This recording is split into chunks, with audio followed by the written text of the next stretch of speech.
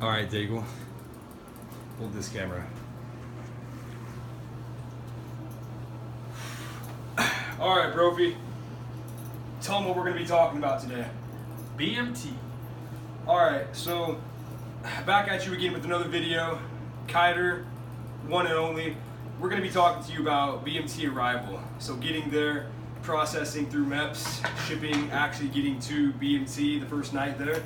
So, Brophy, where did you ship out from? Amarillo, Texas. So he shipped out from Amarillo, Texas. Did you take the bus there or did you fly? From Amarillo? We flew. So you flew to Dallas? Yeah, we flew to Dallas and then from Dallas to San Antonio. All right, so tell everybody how you getting to MEPS worked, like what you did like the night before, like Labor Day, whenever you were shipping out and everything. Well, I was getting all my shit ready, going over everything, make sure I had paperwork, etc., etc. And then next day, You get a bit closer on this. I got with my family, met up, ate lunch with them, Sit down. and then I went to my recruiter, and then got on the shuttle to go to MEPS. And the night of MEPS, just like any other MEPS day, you go there, you stay the night, you wake up, and then you go to the actual MEPS facility, you do processing, and then you do your oath of enlistment, and then they give you some plane tickets, go over briefings, and then they kick you onto a plane, and then from there it's pretty chill. We had a 2-hour layover. They give you $23 check to eat. Yeah, they gave us a $23 meal voucher, which I did not use. I still have it in my backpack. And then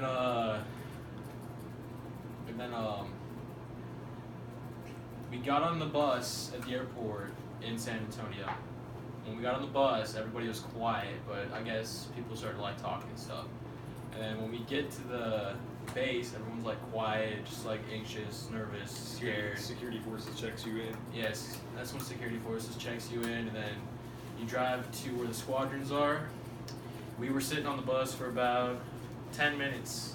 There was an MTI that came out, and he started walking towards us, and then everybody like shut up immediately, and then he started walking back, and then everyone's like, "Oh man, close call! I thought he was gonna start coming on here and screaming at us." No, it didn't happen.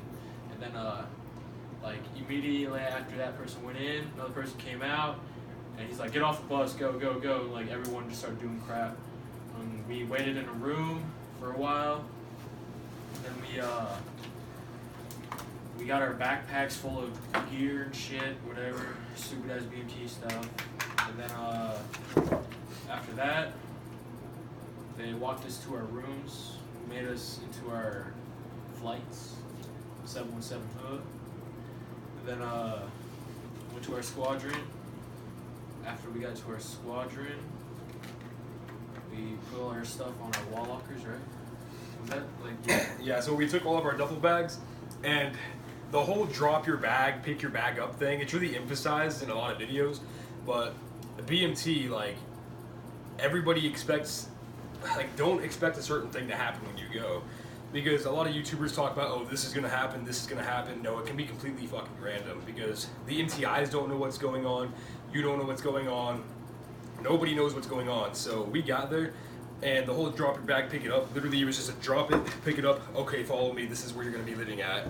He showed us our dormitory, he showed us which like stairwell we were going to be going up and down, where our dorm was, which squadron we were in, and all these terms I'm going to relate to them in another video. I'm going to like break down BMT, the Air Force organization, everything like that. So basically what happened is I shipped out from Kansas City. So Labor Day, Monday, Labor Day, I went to my recruiter's office with my bag ready to go. We went up to Kansas City, went to the military entrance processing station there, stayed Monday night, went to MEPS Tuesday morning about 4:45. Got there, the processing, got our plane tickets, everything we needed right before we shipped out. And then we went to the airport, Kansas City International, had my plane tickets. Well, I had one plane ticket for Kansas City to Dallas, and one plane ticket from Dallas to San Antonio. And you're responsible for finding your way around the airport and everything while you're there. And a lot of kids didn't use their meal vouchers because the layover was so short from Dallas to San Antonio. But I ended up going to McDonald's myself with a few other people, just grabbed everything, ate it real quick, and then you just go to San Antonio. They drop you off at the airport.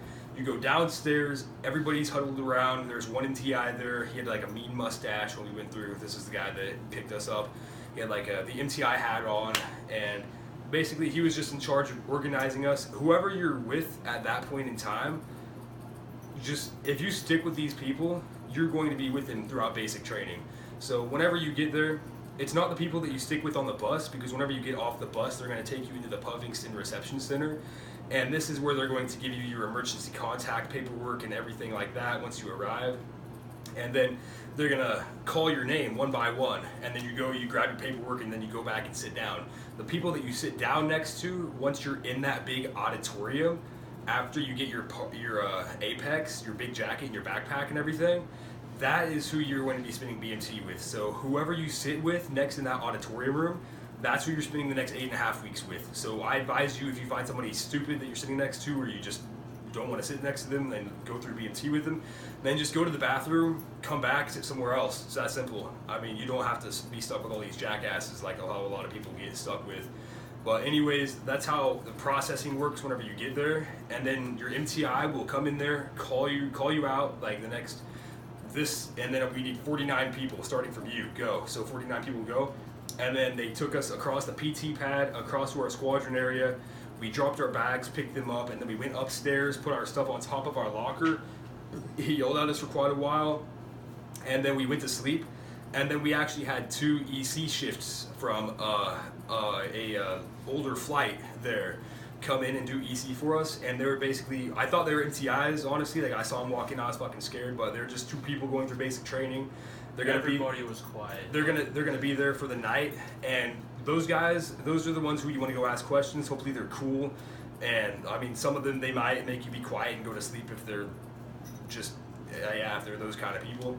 But anyways, that's how Zero Night worked. We went to sleep at around, what time did we go to sleep, Trophy? Like 3. Yeah, I mean, we went to sleep at like 3 in the morning, and then we had to wake up at 5:45 whenever Reveille went off. And then we got our ABUs, we got our trousers, we got our boots, we got our haircut after we got all that. And it just depends on what they have you do the first day you're there. But anyways, that's how Zero Night works. That's how going to MEPS works whenever you ship out.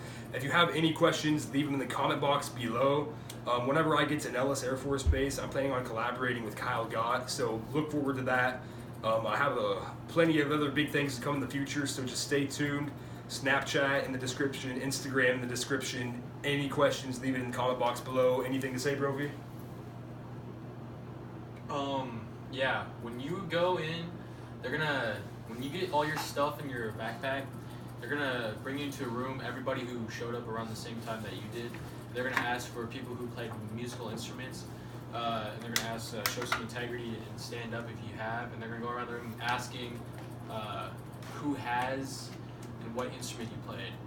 And they're looking for people to be in the band flight, so yeah, if you don't want to be in band flight, then don't stand up. Yeah, so band flight is basically, it's just like every other flight, except you have band flight, and then you have flag mass flight. I think that was just chosen randomly. Okay, well, so you'll have band flight, and basically they're going through basic training just like you, except they have even more responsibility and more things to get through the day. So if that's you want to play an instrument, then go ahead and stand up, tell them what you played, how long you played it for, and then they'll say, okay, you're gonna come over here. And that's pretty much it. So was that all you had to add on? All right, well, you guys take it easy. We have a GI party coming up. We got to clean the dorm and everything. So like I said, everything's gonna be in the description. Leave comments below, and peace out, guys. See you later.